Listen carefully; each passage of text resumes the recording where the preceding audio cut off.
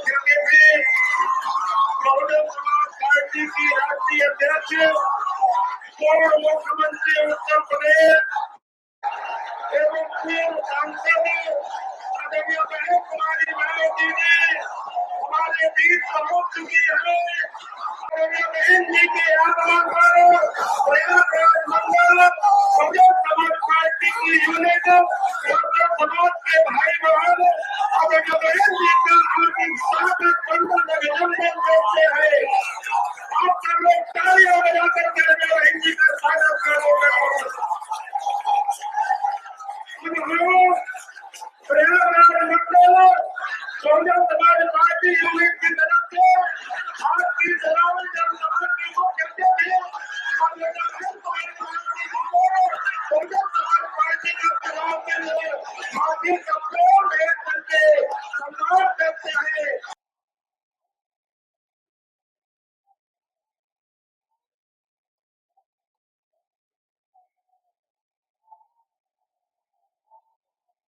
अब मैं ज्यादा समय न लेते हुए बड़े आदर के साथ अनुरोध करता हूँ कि आपकी जनसभा के मुख्य अतिथि बहुजन समाज पार्टी की राष्ट्रीय अध्यक्ष, उत्तर प्रदेश की पूर्व मुख्यमंत्री, कपूर सांसद एवं करोड़ों करोड़ों कमजोरों, मजलूमों, बेसहारों की आवाज, हम सबके मान सम्मान स्वाभिमान की प्रतीक आदरणीय बहन कुमारी मायावती जी जनसभा को संबोधित करने की कृपा करें। आदरणीय बहन जी।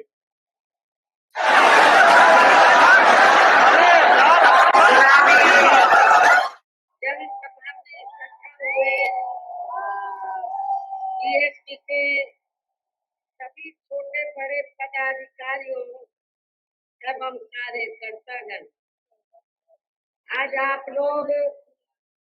उत्तर प्रदेश में विधानसभा के लिए हो रहे आम चुनाव में कोरोना नियमों का पालन करते हुए अपनी पार्टी के प्रयागराज मंडल के उम्मीदवारों के समर्थन में मुझे सुनने के लिए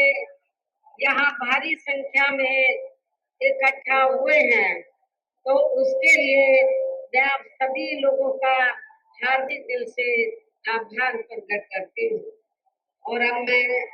सबसे पहले अपनी पार्टी के संबंध में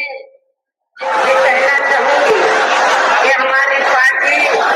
ये उत्तर प्रदेश की सभी विधानसभा की सीटों पर अकेले अपने बलबूते पर ही पूरी तैयारी समझदारी के साथ यहाँ सन 2007 की ही तरह फिर से अपनी पार्टी की पूर्ण बहुमत की सरकार बनाने के लिए लड़ रही है, ताकि आपको वर्तमान में भाजपा के चल रहे जातिवादी, संकीर्ण, अहंकारी व तानाशाही वाले शासन से मुक्ति मिल सके। इसके साथ ही हमारी पार्टी ने पूर्व की तरह इस चुनाव में भी बीएसपी से चुनने की तादाद को ध्यान में रखकर फिर उसी अनुपात में ही यहाँ सर्व समाज के लोगों को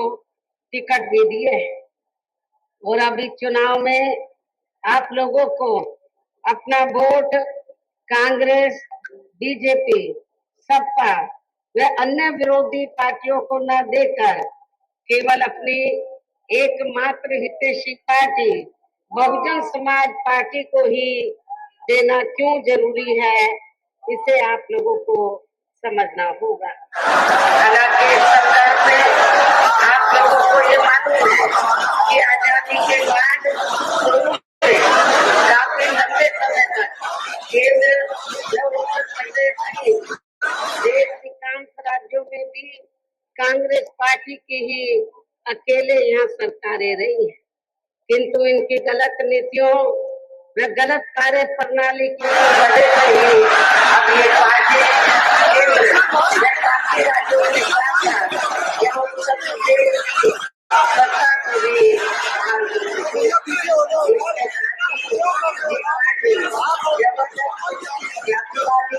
होने के कारण हर मामले में खासकर यहाँ दलित, आदिवासी व अन्य पिछड़ा वर्ग विरोधी पार्टी भी रही है और अभी भी है, जिस कारण केंद्र में रही इस पार्टी की सरकार ने इन वर्गों के मसीहा व भारतीय संविधान के मूल निर्माता परम पूज्य बाबा साहब डॉक्टर भीमराव अम्बेडकर को भारत रत्न की उपाधि से भी केंद्र में कांग्रेस पार्टी की रही सरकार ने इनको सम्मानित नहीं किया था, जिसके लिए वो हर प्रकार से पात्र भी थे। इतना ही नहीं बल्कि इनके मूवमेंट को आगे बढ़ाने के लिए अपनी पूरी जिंदगी समर्पित करने वाले मान्यवर श्री कांशीराम जी के देहांत होने पर भी केंद्र में उस समय इसी कांग्रेस पार्टी की रही सरकार ने उनके सम्मान में एक दिन के लिए भी राष्ट्रीय शोक घोषित नहीं किया था, तथा न ही इस पार्टी की रही सरकार ने पिछड़े वर्ग की आरक्षण संबंधी मंडल कमीशन की रिपोर्ट को भी लागू किया था, जिससे फिर बीएसपी ने अपने कड़े संघर्ष व अथक प्रयासों से केंद्र में रही उस समय श्री डीपी सिंह की सरकार से ही लागू कराया था। साथ ही इसी सरकार में ही बाबा साहब डॉक्टर भीमराव अम्बेडकर को भी भारत रत्न की उपाधि से सम्मानित किया गया था। लेकिन अब केंद्र व अधिकांश राज्यों की भी सत्ता से बाहर होने पर यही कांग्रेस पार्टी खासकर दलितों, आदिवासियों व अन्य पिछड़े वर्गों के वोटों की खातिर आए दिन किस्म किस्म की नाटकबाजी करती रहती है, जबकि इन वर्गों के व अन्य और मामलों में भी इस पार्टी की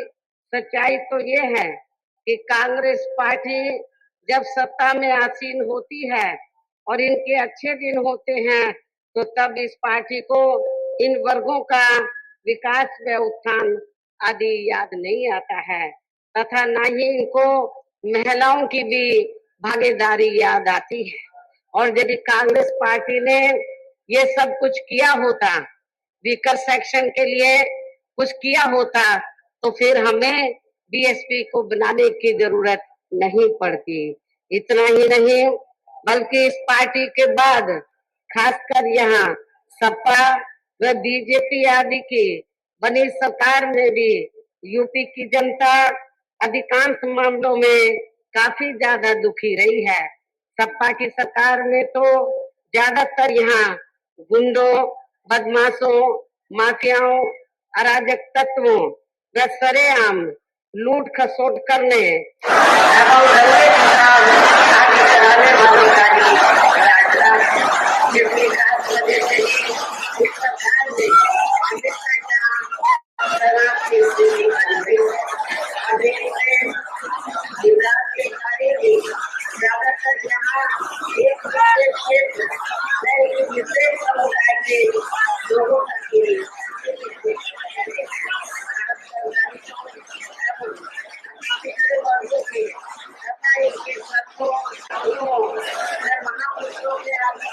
ही तो अधिकांश हमें इनका जातिवादी रवैया ही देखने के लिए मिला है, जिसके अनेकों उदाहरण है। जैसे श्री अखिलेश यादव की सपा सरकार ने ही प्रदेश में एससी व एसटी का सरकारी ठेकों में आरक्षण खत्म कर दिया था, जिसकी देश में पहली बार यह व्यवस्था बीएसपी की सरकार में ही की गई थी। संसद में सपा ने एससी व एसटी का पदोन्नति में आरक्षण का बिल फाड़ दिया था तथा फिर उसे पास भी नहीं होने दिया था। साथ ही मान्य कोर्ट के निर्णय की आड़ में एससी व एसटी के कर्मचारियों का गलत तरीके से डिमोशन भी कर दिया गया। सपा सरकार ने ही एससी व एसटी के छात्रों का विदेश जाकर पढ़ाई करने की योजना को खत्म कर दिया। एससी व एसटी के छात्रों का शून्य शुल्क पर प्रवेश समाप्त कर दिया गया। इसके साथ ही इन वर्गों के छात्रों की शुल्क प्रतिपूर्ति पर 60% की बाध्यता लगाकर उनकी छात्रवृत्ति रोकने का भी काम सपा सरकार में किया गया। इसी सपा सरकार ने सरकारी भूमि आवंटन में एससी व एसटी को मिलने वाली प्राथमिकता को खत्म कर दिया गया। साथ ही यही सरकार SC व ST की भूमि खरीदने को लेकर नया संशोधन नियम लेकर आई, जिसमें बिना DM की अनुमति के कोई भी उनकी जमीन को खरीद सकता है, ताकि फिर इन वर्गों के लोगों की जमीन को आसानी से हथियाया जा सके। ऐसे अनेकों और भी इन्होंने विरोधी फैसले लिए। इसके अलावा दलित एवं अन्य पिछड़े वर्गों में जन्मे इनके महान संतों, गुरुओं व महापुरुषों आदि के सम्मान में हमारी सरकार ने जनहित की अनेकों योजनाओं के जो नाम रखे थे, साथ ही नए बनाए गए जिलों, यूनिवर्सिटी व पार्क आदि के जो नाम रखे गए थे, वे सभी अधिकांश सपा सरकार ने बदल दिए, जिसके तहत ही संत रविदास जिले का नाम भी बदलकर भदोई कर दिया गया, जो आपका पड़ोसी जिला है। इस प्रकार से इस पार्टी का इनके प्रति ऐसा है ये प्रेम, इनका असली समाजवाद। RSS के संकीर्ण एजेंडे को ही लागू करने पर टिकी गई है, जिससे प्रभावित एवं शिकार हुए लोगों का इस सरकार में सही से विकास व्यवस्थान आदि नहीं हो सका है। साथ ही इनका हर स्तर पर काफी ज्यादा शोषण या उत्पीड़न आदि भी किया गया है। धर्म के नाम पर हमेशा यहाँ तनाव नफरत आदि का वातावरण बना रहा है। प्रदेश में अपराध भी काफी ज्यादा बढ़े हैं, खासकर दलित, अखिलेश महिलाएं आदि भी इस सरकार में कतई भी सुरक्षित नहीं रही है। लेकिन मीडिया में सही आंकड़ों को दबा दिया जाता है। इसके अलावा प्रदेश में गरीबों, मजदूरों, बेरोजगारों व अन्य मेहनत लोगों के साथ साथ दलितों, आदिवासियों, अन्य पिछड़े वर्गों, धार्मिक अल्पसंख्यक समाज के लोगों के कल्याण के लिए वर्षों से जो भी यहाँ सरकारी योजनाएं कर रही थी, तो उनका भी इन्हें वर्तमान भाजपा सरकार में पूरा लाभ नहीं मिल पा रहा है। साथ ही दलितों व पिछड़ों को भी आरक्षण का पूरा लाभ नहीं मिल पा रहा है, क्योंकि ज्यादातर प्राइवेट सेक्टर के जरिए ही कराए जा रहे हैं, जिसमें इनके लिए आरक्षण की कोई भी व्यवस्था नहीं है। सरकारी नौकरियों में भी इनका आरक्षण का कोटा पूरा नहीं किया जा रहा है। मुस्लिम व अन्य धार्मिक अल्पसंख्यक समाज के लोगों के साथ तो बीजेपी की सरकार ने अधिकांश यहाँ सोचेदार व पक्षपात वाला रवैया ही अपनाया गया है, विशेषकर मुस्लिम समाज की सरकार में सबसे ज्यादा दुखी रहा है। इतना ही नहीं बल्कि इस बार विशेषकर प्रबुद्ध वर्ग में भी खासकर ब्राह्मण समाज हर मामले में अपने आप को काफी ज्यादा उपेक्षित महसूस करता है। इसके अलावा इनकी गलत आर्थिक नीतियों के कारण यहाँ गरीबी, बेरोजगारी या महंगाई आदि भी काफी ज्यादा बढ़ी है। इसके साथ साथ उत्तर प्रदेश सहित पूरे देश के किसान भी केंद्र सरकार की गलत नीतियों के कारण काफी ज्यादा दुखी व परेशान रहे हैं और अभी भी हैं। साथ ही प्रदेश में बेरोजगार लोगों को रोजगार नहीं मिलने के कारण ज्यादातर इनको इस सरकार में भी पलायन करना पड़ा है। जबकि आप लोगों को मालूम है कि यूपी में बीएसपी की ही अकेली कैसी सरकार रही है 4 बार, जिसकी सरकार में यहाँ से बेरोजगार लोगों को पलायन नहीं करना पड़ा है, बल्कि जो पलायन करके चले गए थे वो मेरी सरकार में वापस आ गए। बड़े पैमाने पर लोगों को रोटी रोजी के साधन मिले। और मैं आप लोगों को ये विश्वास दिलाना चाहती हूँ, जब इस बार बीएसपी के नेतृत्व में सरकार बनेगी तो फिर से उत्तर प्रदेश में गरीब नौजवानों को, बेरोजगारों को रोटी रोजी के साधन दिए जाएंगे। इस प्रकार से इन सभी विरोधी पार्टियों की रही सरकारों में शुरू से ही यहाँ यूपी की जनता काफी ज्यादा दुखी व परेशान रही है। विशेषकर कोरोना महामारी के दौरान तो ये सभी की हालत और भी ज्यादा खराब हो गई है। ऐसे में इन सभी विरोधी पार्टियों की रही सरकारों से निजात पाने के लिए अभी चुनाव में यहाँ प्रदेश की जनता को अपनी एकमात्र हितैषी पार्टी बहुजन समाज पार्टी की ही सरकार बनाना बहुत जरूरी है, जिसमें अपने चारों रहे शासनकाल के दौरान बिना पक्षपात या भेदभाव आदि के यहाँ कमजोर एवं उपेक्षित वर्गों के लोगों के साथ साथ सर्व समाज में से गरीबों, मजदूरों, बेरोजगारों, किसानों, व्यापारियों, कर्मचारियों, वकीलों एवं अन्य मेहनत कश लोगों के साथ ही युवाओं, छात्रों, महिलाओं व बुजुर्गों आदि के भी विकास एवं उत्थान के लिए अनेकों ऐतिहासिक व महत्वपूर्ण कार्य किए हैं और इस बार सरकार बनने पर वो सभी कार्य फिर से शुरू किए जाएंगे। प्रदेश में विशेषकर गरीबी एवं बेरोजगारी आदि को दूर करने के लिए इस बार भी जरूरी कदम उठाए जाएंगे और इस मामले में हमारी सरकार ने बेरोजगार लोगों को बेरोजगारी भत्ता नहीं बल्कि उन्हें बड़ी संख्या में सीधे ही रोटी रोजी के साधन उपलब्ध कराए हैं और इस बार सरकार बनने पर भी जरूर उपलब्ध कराए जाएंगे। हमारी सरकार ने गरीब एवं भूमिहीन लोगों को खेती करने के लिए फ्री सरकारी जमीन भी दी है, नियमों के तहत आगे भी दी जाएगी। गरीब आवासहीनों को भी सभी सुविधाओं के साथ फिर से 2 कमरों के पक्के मकान भी फ्री में बनाकर दिए जाएंगे। इस प्रकार से अनेकों और भी कार्य किए जाएंगे।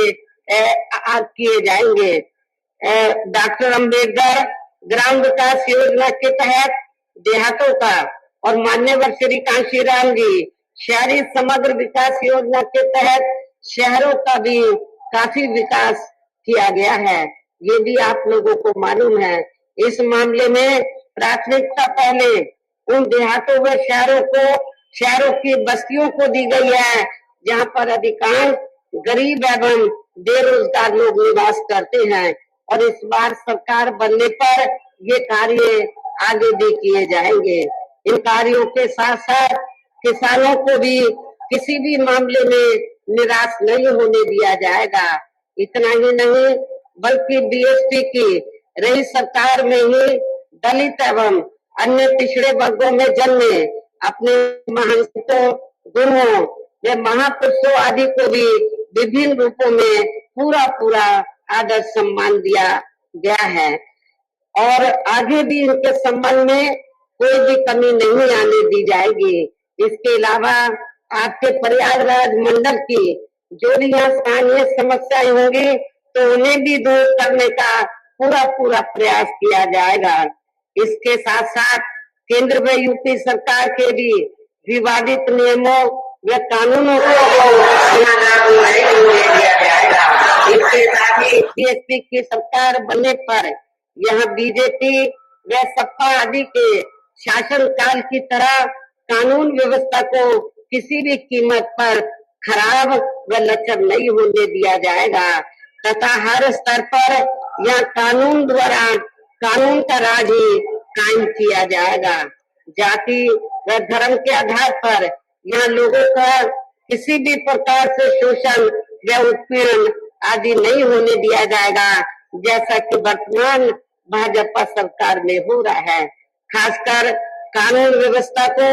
बेहतरीन बनाने के लिए विशेष अभियान के तहत व दलगत राजनीति से ऊपर उठकर यहाँ गुंडों, बदमाशों, माफियाओं व अन्य अपराधी एवं अराजक तत्वों को भी जेल की सलाखों में भेजा जाएगा। जहां मेरी सरकार में इनकी जेल के बाहर नहीं बल्कि जेल के अंदर ही सही जगह होती है। इतना ही नहीं बल्कि वर्तमान भाजपा सरकार ने जाति, धर्म व राजनीतिक द्वेष की भावना के तहत जिन लोगों को खासकर धरना, प्रदर्शन आदि के नाम पर जबरदस्ती गलत धाराओं में फंसा के उन पर अनेकों केस चलाए हुए हैं, तो उन मामलों की भी सही से जांच करा के उनके केस भी खत्म कर दिए जाएंगे। इसके साथ साथ प्रदेश में खासकर शिक्षा के क्षेत्र में व अन्य और विभागों के भी कर्मचारी जो आए दिन अपनी मांगों को लेकर धरना, प्रदर्शन एवं हड़ताल आदि करते रहते हैं, तो उन सभी मामलों को निपटाने के लिए एक आयोग का गठन किया जाएगा और उनकी सही मांगों को मान लिया जाएगा, जिसमें कर्मचारियों की पुरानी पेंशन योजना को भी लागू करने का मामला शामिल है, इसे भी लागू किया जाएगा। इसके अलावा सर्वजन हिताय व सर्वजन सुखाय को लेकर अन्य और भी जरूरी कार्य किए जाएंगे। लेकिन ये सभी कार्य करने के लिए इस चुनाव में यहाँ बीएसपी को सत्ता में लाना बहुत जरूरी है, जिसके लिए अपनी पार्टी के लोगों को वोट पड़ने तक यहाँ सभी विरोधी पार्टियों के साम, दाम, दंड भेद आदि हथकंडों से भी जरूर सावधान रहना है। और इस मामले में विरोधी पार्टियां चुनाव होने से कुछ समय पहले व चुनाव के दौरान भी अपने अपने पक्ष में हवा बनाने के लिए खासकर मीडिया व ओपिनियन पोल एवं सर्वे आदि का जो बड़े पैमाने पर गलत इस्तेमाल करती है, तो उससे आप लोगों को कतई भी गुमराह नहीं होना है। जैसे सन 2007 के हुए विधानसभा चुनाव में उस समय मीडिया में जो बीएसपी को लेकर ओपिनियन पोल व सर्वे आदि दिखाए गए थे, तो आप लोगों को मालूम है जब रिजल्ट आया तो वो गलत साबित हुए थे, और इस बार भी आप लोगों को फिर से गलत साबित इनको करके दिखाना है। इसके साथ ही पूर्व की तरह इस चुनाव में भी विरोधी पार्टियों ने विभिन्न रूपों में जो अपने हवाई व प्रलोभन भरे चुनावी घोषणा पत्र आदि जारी किए हैं, जिन्हें सत्ता में आने के बाद ये पार्टियां अधिकांश अमल में नहीं लाती हैं, तो उनके बहकावे में भी आप लोगों को बिल्कुल भी नहीं आना है, जिन पर से अब जनता का काफी हद तक विश्वास ही उतर गया है। इसलिए इस मामले में बीएसपी किसी भी चुनाव में विरोधी पार्टियों की तरह अपना कोई भी चुनावी घोषणा पत्र आदि जारी नहीं करती है। वैसे भी बीएसपी कहने में बहुत कम बल्कि कार्य करके दिखाने में ही ज्यादा विश्वास रखती है, और ऐसा हमने यहाँ यूपी में अपने चारों सरकारों के दौरान करके भी दिखाया है। इसके साथ ही हमारी पार्टी की चारों सरकारों ने प्रदेश में बिगड़ी हुई कानून व्यवस्था को सुधारने के साथ साथ प्रदेश के विकास व आम जनहित के लिए जो असंख्य अति महत्वपूर्ण कार्य किए हैं, वो अभी तक या किसी भी विरोधी पार्टी की रही सरकार ने नहीं किए हैं, बल्कि ज्यादातर उन्हीं कार्यों के नाम या स्वरूप आदि बदलकर अब विरोधी पार्टियों की सरकारें उन्हीं को ही भुलाने में लगी रहती हैं। लेकिन उन कार्यों के प्रति इनकी नियत व सोच सही नहीं होने के कारण उसमें भी ये पार्टियां ज्यादा सफल नहीं हो पा रही हैं। और अब मेरा यही कहना है कि आप लोगों को इस चुनाव में अपने हित व कल्याण के लिए या फिर से बीएसपी की सर्वजन हिताय व सर्वजन सुखाय की नीतियों पर आधारित सरकार बनाना बहुत जरूरी है। और इसके लिए पार्टी के लोगों को वोट पड़ने वाले दिन सबसे पहले सुबह उठते ही व समय से अपने अपने पोलिंग बूथों पर अपना वोट डालने के लिए जरूर जाना है। इसके साथ ही आपका वोट अन्य कोई व्यक्ति न डाल सके, इसका भी आप लोगों को खुद ही ध्यान रखना है। इसके साथ साथ अपनी पार्टी का कोई भी वोट पड़ने से ना रह जाए तो उसका भी पार्टी की हर पोलिंग बूथ की कमेटी को विशेष ध्यान रखना है। इन्हीं जरूरी बातों के साथ ही हम मेरे बीएसपी के लोगों से यही अपील है कि पार्टी ने यहाँ के प्रयागराज मंडल में जिन भी विधानसभा की सीटों पर अपने उम्मीदवारों को चुनाव के मैदान में उतारा है, जो यहाँ के बीच में मौजूद भी हैं, तो उन्हें आप लोगों को वोट वाले दिन अपनी पार्टी के हाथी चुनाव चिन्ह के सामने वाले बटन को दबाकर जरूर जिताना है। और फिर से आपको यहाँ सन 2007 की तरह ही बीएसपी की अपनी पूर्ण बहुमत की सरकार जरूर बनाना है। तभी फिर प्रदेश में अमन चैन कायम होने के साथ साथ यहाँ सभी धर्मों व वर्गों के लोगों का सही से विकास व उत्थान आदि हो सकता है। साथ ही यहाँ अन्याय, अपराध, भय व भ्रष्टाचार मुक्त एवं विकास युक्त वातावरण भी पैदा हो सकता है तथा तभी फिर यहाँ परम पूज्य बाबा साहब डॉक्टर भीमराव अंबेडकर एवं मान्यवर श्री कांशीराम जी आदि का भी सही सपना साकार हो सकता है। इस उम्मीद के साथ ही अब मेरा आप लोगों से यही कहना है कि आप लोगों को हर पोलिंग बूथ को जिताना है, बीएसपी को सत्ता में लाना है। और इस कार्य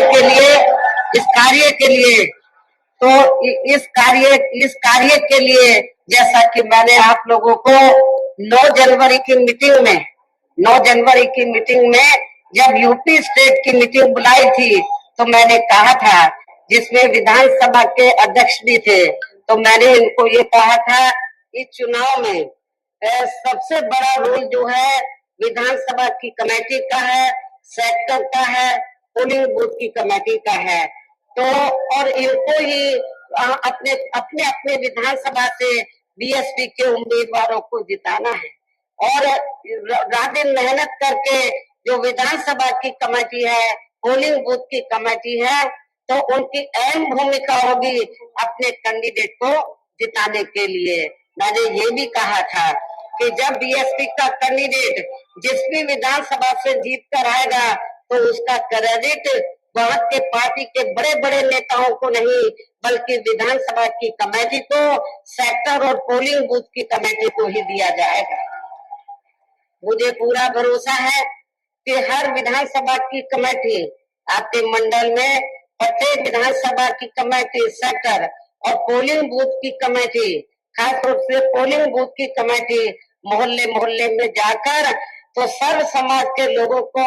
तैयार करके अपने कैंडिडेट को जिताने का पूरा ये कमेटी प्रयास करेगी। वैसे आज आप लोगों के जोश को देखकर मुझे ऐसा लग रहा है कि आप लोग बीएसपी के नेतृत्व में अपनी 5वीं बार सरकार जरूर बनाएंगे। इस बार अपनी 5वीं बार सरकार जरूर बनाएंगे और इस बार 5वीं बार सरकार बनाने के साथ साथ अपनी बेटी को 5वीं बार यूपी का मुख्यमंत्री भी जरूर बनाएंगे। इतना ही नहीं बल्कि आज आप लोगों की इस अपार भीड़ के जोश को भी देखकर मुझे ऐसा लग रहा है कि जो लोग बीएसपी को दगा देकर गए हैं, धोखा देकर गए हैं और अब वे सपा के टिकट पर विधानसभा का चुनाव लड़ रहे हैं, जिसमें आपके जिला कौशाम्बी की ऐसी सीट का एक इंद्र देवता से भी बड़ा देवता शामिल है। तो उन सभी की आज से लेकर, वैसे आप लोगों की भीड़ को देखकर, तो उन सभी की आज से लेकर वोटों की गिनती होने तक मुझे पूरा भरोसा उनकी नींद जरूर उड़ जाएगी। और फिर इस किस्म के स्वार्थी व दगाबाज लोग इस बार ये चुनाव बुरी तरह से जरूर हार जाएंगे। इस विश्वास के साथ ही प्रयागराज मंडल के अंतर्गत आने वाले जिला कौशाम्बी, जिला फतेहपुर, जिला प्रतापगढ़ व जिला प्रयागराज के पार्टी के लोगों से पुनः ये पुरजोर अपील करती हूँ कि वे इस पूरे मंडल में अपनी पार्टी के सभी उम्मीदवारों को रिकॉर्ड तोड़ वोटों के अंतर से ये चुनाव जरूर जिताएंगे। इस उम्मीद के साथ ही अब मैं अपनी बात यही समाप्त करती हूँ। रोको मत, हमें टोको मत, हमें आगे बढ़ते जाना है। जय भीम का नारा लगाना है, जय भीम का नारा लगाना है। जय भीम, जय भीम। मैं गौतम रत्ना आपका बहुजन फिल्म प्रोडक्शन में स्वागत करता हूं और आप हमारे प्रोडक्शन हाउस के अंदर अपना कैरियर बना सकते हैं as a film director, as a producer and actor and actress and editor and cinematographer also. अगर आपको फिल्म से रिलेटेड कुछ भी प्रोजेक्ट आपको बनवाना है तो हमारे पास में पूरा सेटअप है, जिसमें फिल्म कैमरा है, शूटिंग लाइट्स है और एडिटिंग है। सारा A to Z एक ही जगह पर आपको हमारे यहाँ पर मिल जाएगा। तो दोस्तों आप हमें कांटेक्ट कर सकते हैं हमारे नंबर्स पर 9810085714 और 8510005714। हमारे वेबसाइट पे विजिट कर सकते हैं www.filmserviceindia.com और हमें मेल भी कर सकते हैं gautamfilmsproduction@gmail.com पर। धन्यवाद। बुद्धं शरणं गच्छामि। अम्बेडकर नेशन चैनल आर्थिक समस्या से गुजर रहा है। अगर आप बहुजन समाज में बाबा साहेब अम्बेडकर और तथागत बुद्ध की विचारधारा को अधिक से अधिक लोगों तक पहुंचाना चाहते हैं तो हमें आर्थिक सहयोग प्रदान करें, ताकि हम अपने चैनल के माध्यम से देश विदेश में समता, बंधुता, एकता और संवैधानिक अधिकारों को ज्यादा से ज्यादा लोगों तक पहुंचा सकें। आप अपनी सहायता राशि नीचे लिखे खाते में जमा करा सकते हैं। खाता धारक गौतम रत्ना, खाता संख्या 3169576865 IFSC कोड SBIN 0060336, बैंक भारतीय स्टेट बैंक। आप हमारे बैंक खाते का विवरण स्क्रीन पर भी देख सकते हैं।